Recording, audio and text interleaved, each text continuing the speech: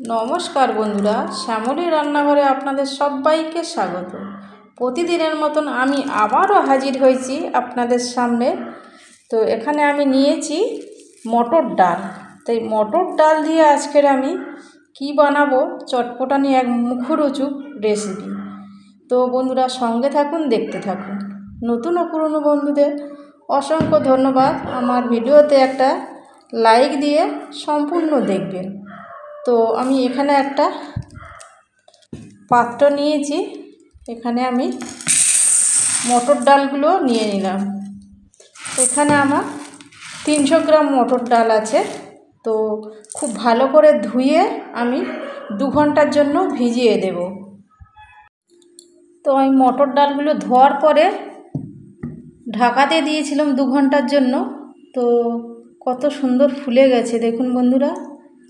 আপনাদের হাতে যদি 2 ঘন্টা সময় না থাকে, এই ধুয়ে একটু গরম জল করে দিলে 30 মিনিটের মধ্যে ভিজে যাবে। আর দেখুন বন্ধুরা কত সুন্দর ভিজে গেছে, কত সহজে কাটলে দুটো হয়ে যাচ্ছে, মানে খুব সুন্দর ভিজে গেছে, ফুলেও গেছে। তো এবার আমি একটা ছাঁকনি দিয়ে জলটা ঝারিয়ে নেব। এই দেখুন বন্ধুরা 300 গ্রাম ডাল ভিজিয়েছিলাম, কতগুলো হয়েছে ভিজে ভিজে একদম ফুলের ডবল হয়ে গেছে। এইবার আমি একটা ছাঁকনি নিয়েছি, ডালগুলো সঙ্গে যে এক্সট্রা জলটা উঠেছে জলটা ঝরিয়ে নেব খুব ভালো করে। এইবারে আমি একটা শুকনো কাপড়ে ঢেলে নেব। এবার এই ডালগুলোর গায়ে যে জল এক্সট্রা আছে জলটা খুব ভালো করে আমি মুছে নেব।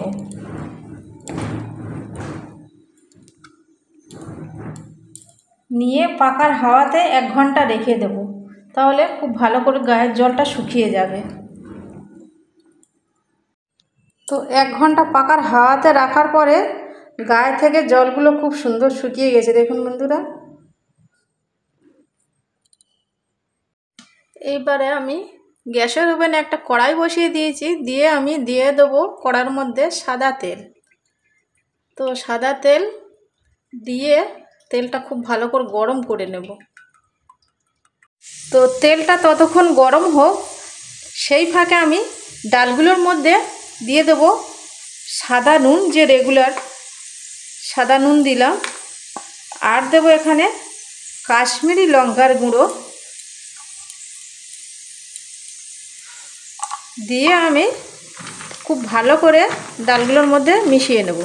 তো বন্ধুরা ভিডিওটি টেনে টেনে কেটে কেটে নিয়ে গিয়ে দেখবেন না, তাহলে অনেক ইম্পর্টেন্ট জিনিস থাকে বাদ চলে যাবে। আপনারা পুরো ভিডিওটি দেখবেন, তাহলে খুব সহজে এভাবে আপনারা বাড়িতে বানিয়ে নিতে পারবেন। তো বন্ধুরা নুন আর লঙ্কা মাখিয়ে নিয়েছি। তো আমি আবার হলুদ দিয়ে দিচ্ছি 1/2 টেবিল চামচ। তো হলুদটা দিতে আমি আগে ভুলে গেছিলাম, তো এখনও দিয়ে দিলাম, দিয়ে একই সঙ্গে আবারও মিশিয়ে নেব। তো তেলটা খুব ভালো মতন গরম হয়ে গিয়েছে। এবারে আমি ডালগুলো তেলের মধ্যে দিয়ে দেবো, অল্প অল্প করে দিয়ে ভেজে নেব। গ্যাসের ফ্লেমটা মিডিয়ামে রাখতে হবে।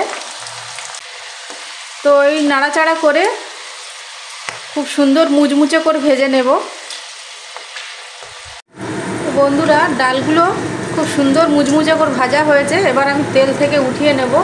দেখুন বন্ধুরা ডালের কালারটা চেঞ্জ হয়ে গেছে। তো বন্ধুরা আমি এখানে একটা ছাঁকনি নিয়েছি, নিয়ে আমি এভাবে ডালগুলো তুলে খুব ভালো করে তেলটা ঝরিয়ে নেব, যাতে একদম তেল না থাকে, পুরোটাই ঝরে যায়। আমাদের প্রত্যেক মানুষদের যতটা তেল কম খাওয়া যায় ততটাই ভালো।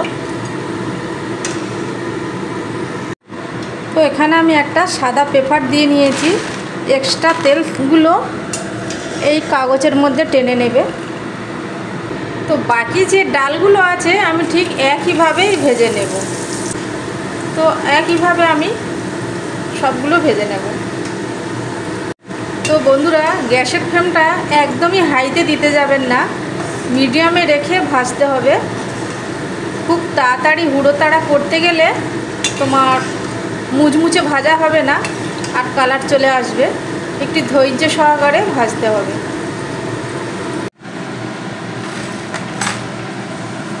তো সব ডালগুলো ভাজা হয়ে গেছে, আমি গ্যাসটা লিভিয়ে দিয়েছি। তো এখানে আমি কারি পাতা নিয়েছি, এই কারি পাতা আমি তেলের মধ্যে ভেজে নেব। তো বন্ধুরা, তেলটা যে গরম আছে এই গরম তেলের মধ্যে হয়ে যাবে। আর আমার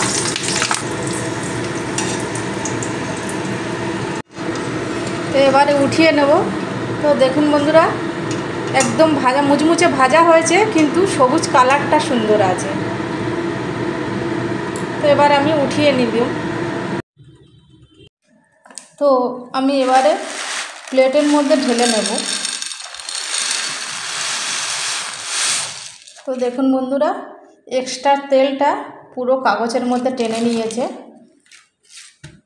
তো এইবারে আমি উপর থেকে একটু গোলমরিচের গুঁড়ো ছিটিয়ে দেব।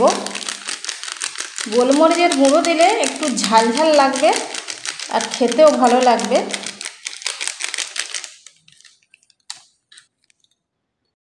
আর দেব আমি চাট মশলা এখানে দিয়ে দেব। তো মুখরোচক বানাতে গেলে এরকম একটু চাট মশলা দিলে খেতে আরও বেশি ভালো টেস্ট হবে। তো বন্ধুরা, বৃষ্টির দিনে বিকেলে যদি এরকম আমাদের চটপটানি ডাল ভাজা সঙ্গে থাকে, তো ছোট বড় সবার খুশিতে মন ভরে যাবে, আনন্দেতে খাবে। এইবারে যে আমি কারি পাতাগুলো ভেজেছিলাম, এই দেখুন কত সুন্দর মুচমুচে হয়েছে দেখুন। তো কারি পাতাগুলো আমি গুঁড়ো করে উপর থেকে দিয়ে দেবো। তো এই কারি পাতার গন্ধটা খুব সুন্দর, আমার সকল বন্ধুরা খুশিতে খাবে। তো বন্ধুরা, খুব কম সময়ের মধ্যে খুব সুন্দর একটা পছন্দ যা সবার, সেরকম রেসিপি এত কম সময়ের মধ্যে আমি বানিয়ে নিলাম। আপনারাও আমার এই ভিডিওটি ফলো করে এভাবে বানিয়ে নেবেন। বৃষ্টির দিনে তো চায়ের সঙ্গে বিকেলে খেতে খুবই ভালো লাগবে। তো এবারে আমি মিশিয়ে নেব। আপনারা এভাবে রেখে দিতে পারেন, এখন 1 মাস ভালো থাকবে। তো কত সুন্দর মুচমুচে হয়েছে দেখুন বন্ধুরা, আওয়াজটা দেখে বুঝতে পারছেন।